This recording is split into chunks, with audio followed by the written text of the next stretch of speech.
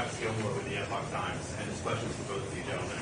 Customs and Border Patrol agents tell us that these illegal immigrants, there's a high number of military-age men from around the world, including from China and the Middle East. How do we stop this? And also, is the influence of fentanyl a form of criminal or chemical warfare? Well, the second question, yes. President Trump was close to signing an agreement with the Chinese Communist Party that ends the precursor chemicals that ultimately lead to the importation of fentanyl. Unfortunately, Biden-Harris has not pursued the same line, trying to end the fentanyl, the precursor chemicals that are coming out of China. But the military-age men, I think it's very important for people to understand there are visa-less lives from many state sponsors of terrorism to our hemisphere. You can get on a plane in Cuba, you can get on a plane in Tehran, end up in the Western Hemisphere, and work our way to our southern border. It's not the migrant that most people would consider, most people historically encountered, that it's someone from a Central American country coming to the United States looking for economic opportunity. A lot of these military men are not even coming from our hemisphere. They're coming from China. They're coming from Sub-Saharan Africa. They're coming from Southeast Asia.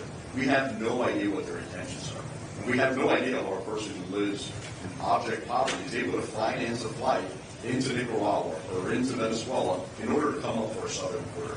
I think these are really tough questions that the media should start asking.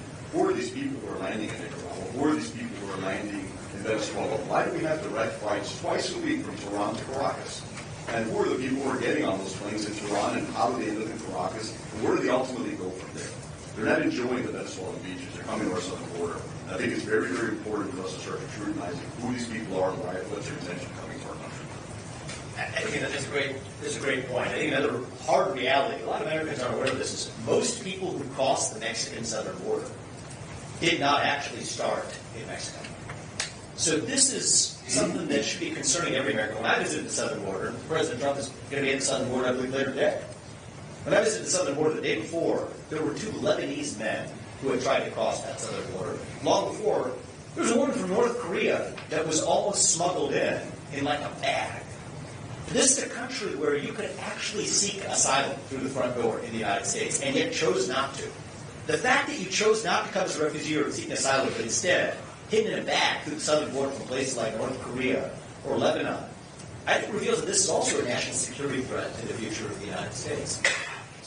Several 100,000 people in the country. Just do the math. Let's say there's 20 million illegal migrants in the country. Even if 1% of them have bad intentions, that's 200,000 people who have bad intentions who are already here in the United States of America. And so, yes, is this a concern that relates to the national security of the United States? Yes, it does. Now, one of the counter-arguments here is, okay, but the policies you're going to need to fight this are going to have to trample on human rights, right? People who come into this country illegally. I remember seeing a young girl who crossed the Rio Grande with her father. Her father was going through shock from the cold temperature after he had crossed. He was taken to a hospital. She's sitting under a highway near Eagle Pass, Texas, separated from her father. You tell me that she's 13 years old. I asked her why she came. She came in search of opportunity, she said, by the Spanish translator. I don't think that's compassion. I don't think that's humanitarian respect to separate a daughter from her child after they come here in the name of actually helping that father. I also think the issue of child trafficking is something that I think all the Democratic Party accountable for this. I think the Democratic Party has swept too far and too long under the rug. One of the reasons I wasn't watching the convention the other night is I was actually at a movie premiere in Miami for a new movie coming out, the maker of The Sound of Freedom, The City of Dreams. It's nonpartisan. Most people in the room are Democrats who are appalled to know that their own policies that they've supported had actually contributed to this wave of child trafficking in the United States. Take a look at that DHS Inspector General report. That's alarming that several 100,000 kids have gone completely unaccounted for and are now vulnerable to be sold into the equivalent of slavery in the United States of America. So I think this form of child slavery, when you use a word like child slavery, you think about something happening halfway around the world in another hemisphere in another century. It's actually alive and well right here in the United States of America. And yet the very people who are responsible for it are the ones who preach compassion. That's not compassion, that's cruelty. And I think we don't have the reluctance to step up and actually say it. Campbell.